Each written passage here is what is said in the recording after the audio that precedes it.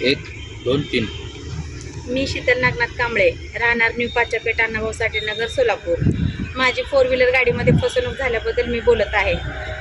मी 4 wheeler गाडी अक्कलकोटचे राहणार किसन जाधव व नागेश जाधव यांच्याकडून 2022 रोजी मी घेतली होती आणि 2007ची गाडी असल्यामुळे मला त्यावरती लोन झालं नाही.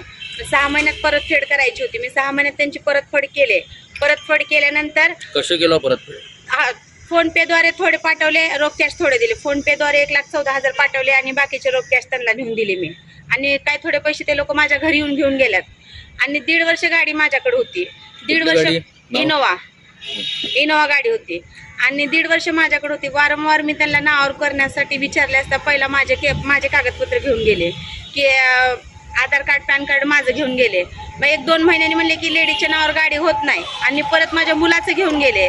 मुलाचं घेऊन गेल्यावर पण तसंच टाळामटाळ केले. RTOला गाडी पण घेऊन गेले आणि मुलाला पण घेऊन गेले. पण तिथं काय साहेब नाही, रजेवर आहेत म्हणून आम्हाला वापस पाठवून दिले.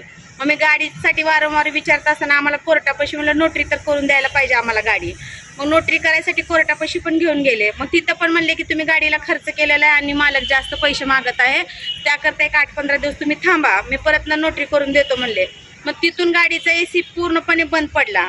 मग मी सोलापूरमध्ये 2-3 ठिकाणी विचारले असता त्या गाडीचा AC काय बनला नाही, गाडी एकदम जुनी असल्यामुळं. मग मी परत त्यांना विचारले गाडीचा AC असा पूर्णपणे बंद पडलेला आहे. मग त्यांनी काय म्हणलं ठीक आहे मी बनवून देतो म्हणून डिसेंबरमध्ये माझ्याकडून गाडी घेऊन गेल्यात. मग 2 महिने झाले मी गाडीची विचारणा केली. म्हणले की माझ्या गाडीचं काय झालं, मला गाडी माझी परत द्या. तर मला डायरेक्ट म्हणतात की मी 1,30,000ला गाडी विकली आणि कुठं जायचंय जा, मी गाडी देत नाही.